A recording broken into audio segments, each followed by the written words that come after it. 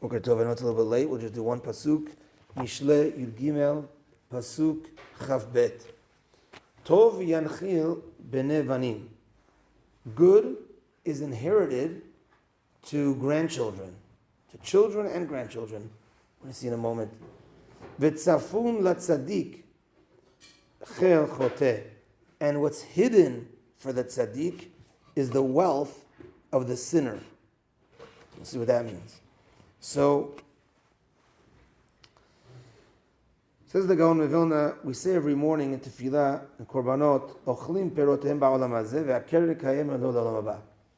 When a person has an investment, there's the keren and there's the perot. There's the initial investment and there's the interest.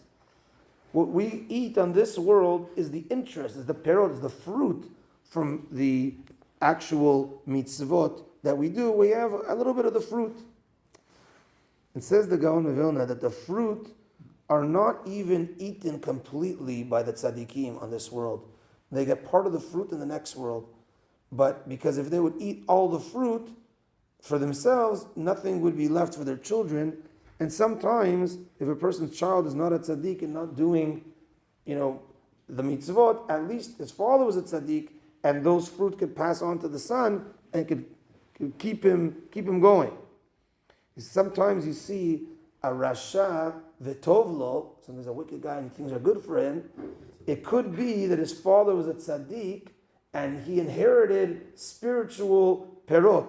And because unfortunately this kid's a rasha, those spiritual perot turn into physical perot for him, because that's what a rasha wants. He wants to enjoy in this world, doesn't care about the next world.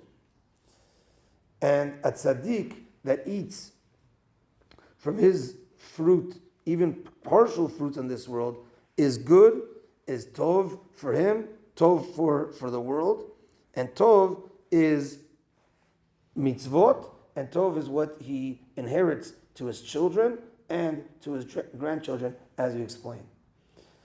But what's hidden for the tzaddik, but there are elements that are hidden, which is the actual keren for olam haba, that's the actual mitzvah itself, not the fruits.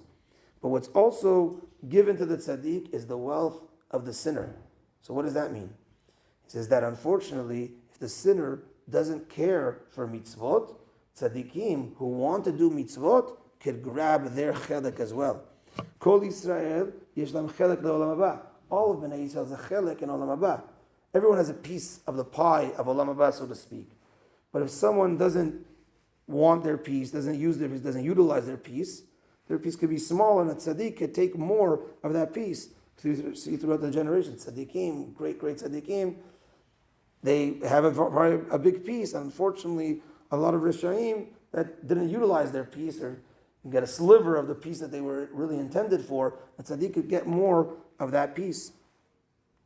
And that is the wealth of the choteh, the wealth of the sinner, that could even go to the tzaddik. And he says even more than that, which is actually in tomorrow's pasuk, but even more than that, which connects to Gemara Masech Chagigah. It says sometimes a rasha could die early, even earlier than his time, and there's discussion about that. And those years and that time could be added to the tzaddik. And actually, I recently saw a stat that Israel has the second highest, longevity rate in the world of how long people live. Israel is the number 2 in the world of how long people live, life expectancy. And I heard once that they wanted to see where's the most concentration of 100-year-olds in the world. So there's a place in California, there's a place in Japan, and there's a place that doesn't go on record because it defies all the principles. Because in the place in Japan, a place in California, it's good weather, and it's stress-free, healthy, there's a high level of 100-year-olds. But the other place in the world is Bnei Brak, where it defines all that. There's smoke, and there's people living on top of each other, and this and that, but there's the high, also in that league of high concentration per capita of 100-year-olds. There's the tzaddikim that live to long ages. Of course, tzaddikim also pass away very young. Hashem has a reason, cheshbon for everyone. But there's a per capita higher rate, and it could even be says the Gaon of Vilna, because of this, that even the tzaddik gains the wealth. It could even be in the physical sense as well from the rasha. And therefore we have to try running after mitzvot. Because when we run after mitzvot, Hashem gives schar mitzvah, as we mentioned. When we run after mitzvot, Hashem gives us more mitzvot. And therefore, unfortunately there's people. I remember once at a Brit Milah, I think it was the Brit Milah of one of Rabbi Elkaim's kids in Israel. And Rabbi Atiyas, living well, was there, and he said, "This kid has to be a tzaddik. We have, unfortunately, a lot of Rashayim. We need more tzaddikim, right?"